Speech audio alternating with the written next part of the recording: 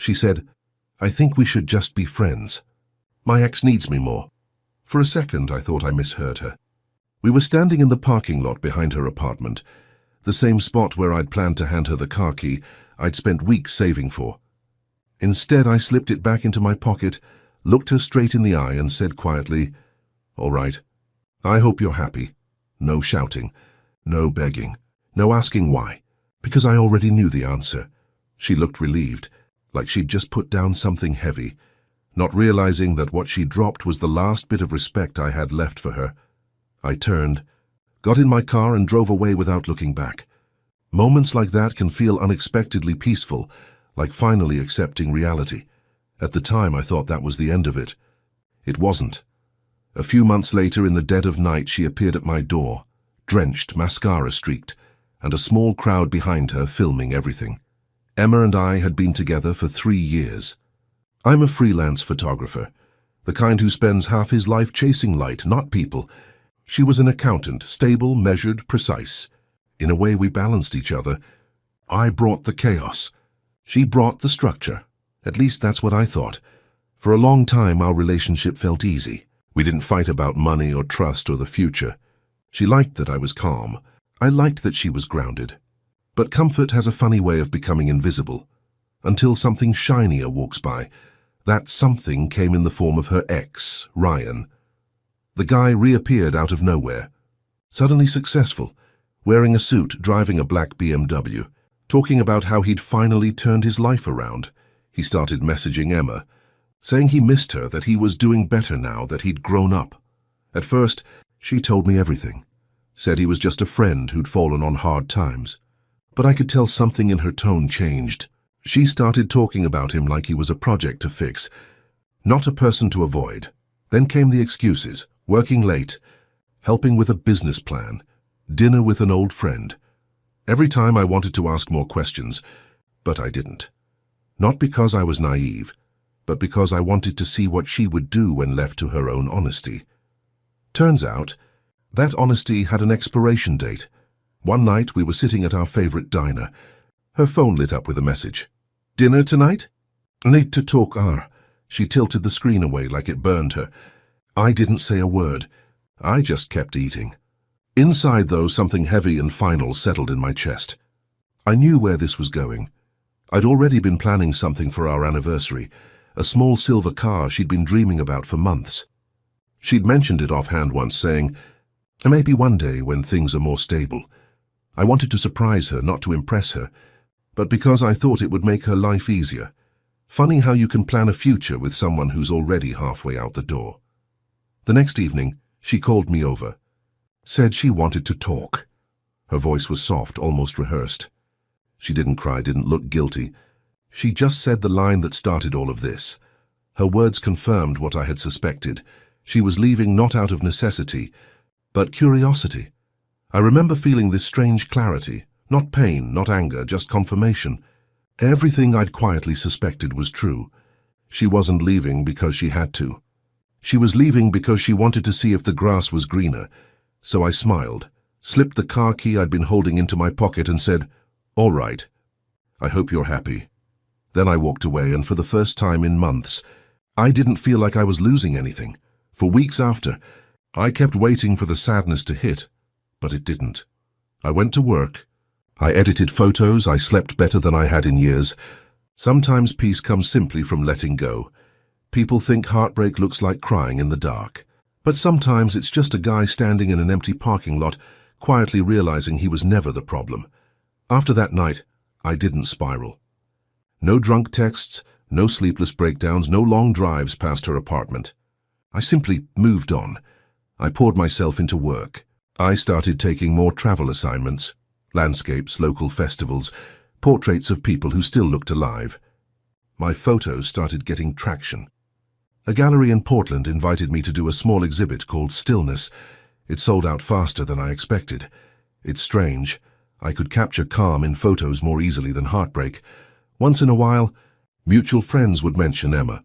Uninvited, but always with that tone like they were giving me news I'd secretly been waiting for. "She seems happy," they said. "She's dating that businessman guy, Ryan, you know, the ex." I just smiled and said what I actually believed. The shiniest things are often the most hollow, and I left it at that. For months I didn't think about her. Until out of nowhere I started hearing whispers. Ryan wasn't who he said he was. Turns out his businesses were nothing but unpaid loans and half-finished scams. He owed money to investors, maxed out credit cards under other people's names, and had a habit of running from city to city every time things got too real. Within a few months, Emma had drained her savings covering Ryan's unpaid loans. She struggled to keep her apartment and job, but eventually the pressure became too much. Her apartment was lost, she quit her job, and friends noticed bruises she couldn't explain. I didn't feel satisfaction, just inevitability. People who chase illusions always end up tripping over reality. By then, I had my own reality to focus on.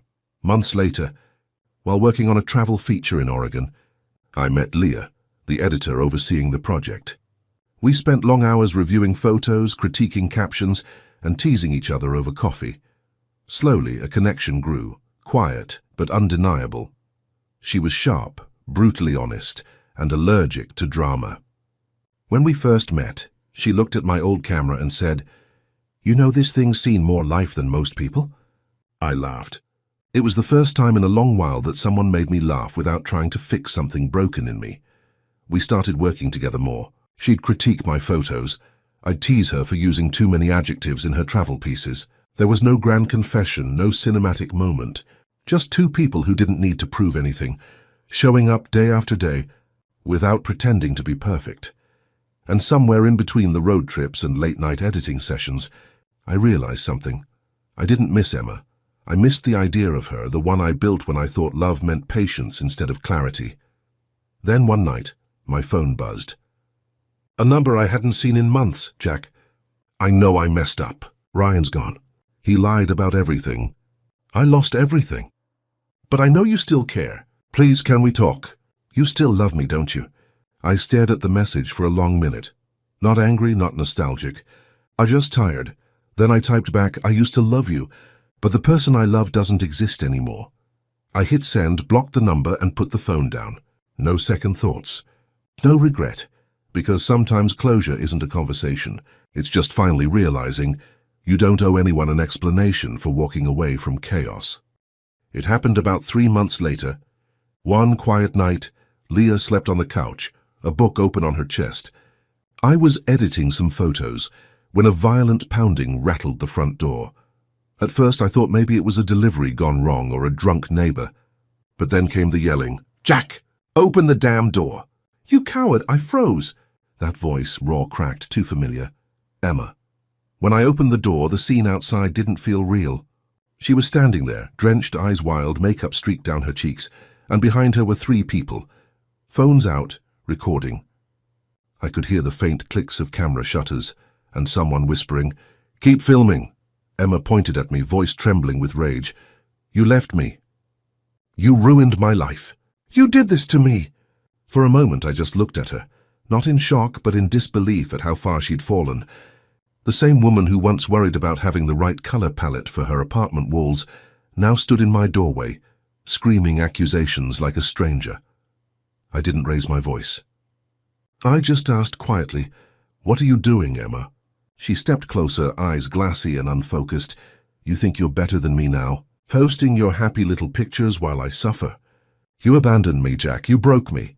Her friends started shouting too, trying to provoke me, their phones capturing every angle. It didn't take a genius to realize what this was, and a setup, a desperate attempt to make me look like the villain in whatever story she was trying to sell online. Leah appeared behind me, calm as ever, her voice steady. "I'm calling the police." Emma laughed in a hollow, hysterical sound. "Go ahead. Let everyone see what kind of man he really is." But I didn't move. I just stood there, my hands in my pockets, looking at her with the kind of calm that drives unstable people insane. When I finally spoke, my voice was flat, almost gentle. "You weren't abandoned, Emma. You abandoned yourself the moment you chose lies over truth." For a split second, the words hit her. I could see it in her eyes.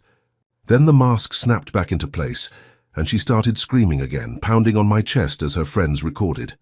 Leah kept the phone line open until the police arrived. When they did, I stepped aside and showed them the footage from my security cameras, clear as day. Her trespassing, yelling, trying to force her way in.